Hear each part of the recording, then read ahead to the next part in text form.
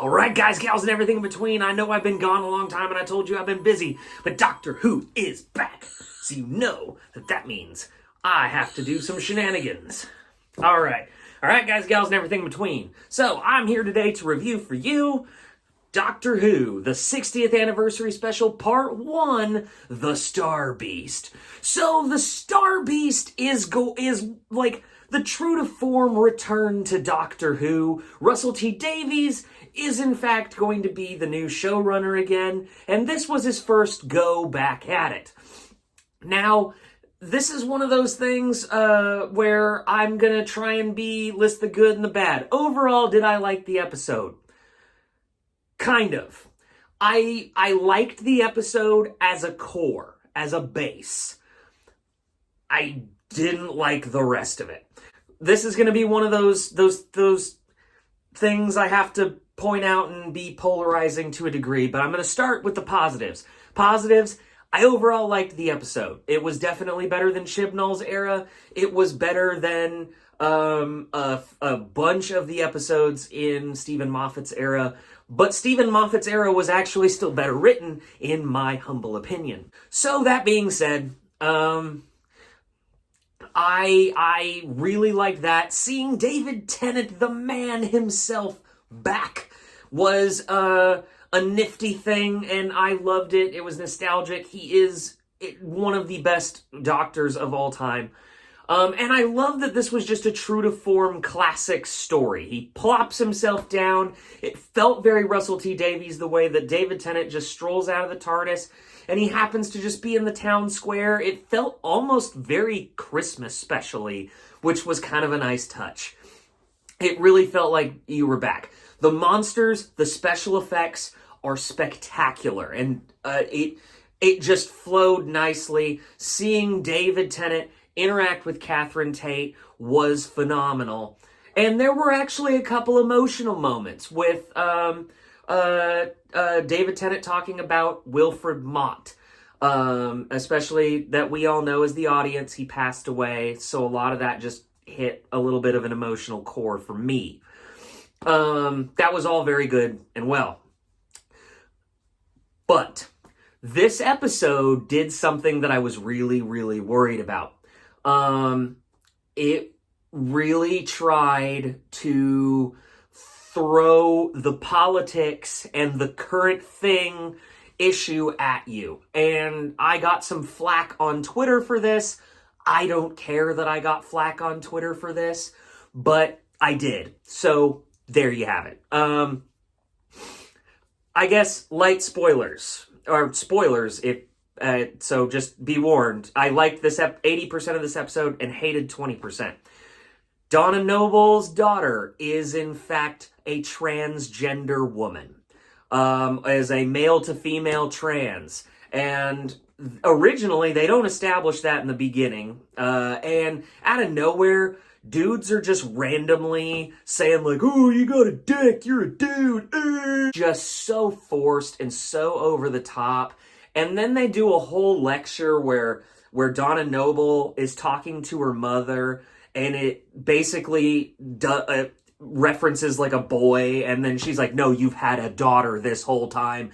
And it's just, this episode was genuinely good and reminded me of Russell T Davies' era. Then they throw these things in where it's like, are we in a freaking Pink News or Vice article? And it just felt off and forced. And then they have like a scene where the doctor is talking to one of the characters, Beep the Meep, and then the trans daughter goes, "Did you assume Beep the Meep's gender?" I don't care. Why are we putting that in? And they're like, "Oh, sorry." And then they go, "What are your pronouns?" It was so forced and so awkward and so awful. I hated it. I hated that, and it ruined other parts of the episode. Then they have like these forced lines with like, "Oh, I wish you were still a woman, because then there's things that you'd understand that male Time Lords or men don't." Really? It turns out that because of non-binariness, Donna Noble for now is saved or whatever. She can be back to normal again because her non-binary daughter and being LGBT trans non-binary somehow saves the universe or whatever. It was very forced and very awkward. The other problem I had, which wasn't politics, is this bad boy, the sonic screwdriver. The sonic screwdriver became an overpowered, whatever the plot wants it to be device. I always defended the sonic screwdriver when other people online were saying like, oh, it's a write yourself out of the scenario in the story for lazy writing. No, now the sonic screwdriver is just creating force fields that are bullet and laser proof, and he's able to like move them around and like deflect lasers as though it's a lightsaber. And then he randomly sits there and is able to destroy like a wall and multiple walls in neighborhoods over this whole thing. And I'm like, remember in the 50th anniversary special, John Hurt's doctor flat out says that they could calculate the harmonic resonance of a wooden door in ancient times, and it could take centuries to do that. David Tennant, as the new doctor, just picks up his sonic screwdriver and is like, oh, yeah, I can just blow up walls with this thing. They did so much with just write yourself out of random plots. They never explain how he gets the new sonic screwdriver, by the way. He just has it, so I don't know how that worked, but I guess off camera it happened. It'll be a big Finnish audio drama. But he just sits there and does his thing and just writes himself out of any plot. He randomly just does all that. And then they have again, back to the positive though, they have an amazing emotional moment where it's in the trailer where David Tennant is there with Catherine Tate and he knows how they're separated and he knows how he can do it, but Donna's going to have to remember him as the doctor, and she already kind of is. And he just, when he does that scream, why does it have to be this? And you see genuine emotion from David Tennant that even his 10th Doctor didn't do. That was absolutely phenomenal, and I loved it to death. That was easily probably the best scene in the episode emotionally. The rest of it was, I mean, again, it was a standard Russell T Davies Monster of the Week episode that was unfortunately ruined by the current thing politics of the LGBTQIA whatever plus minus Batman symbol Kraken logo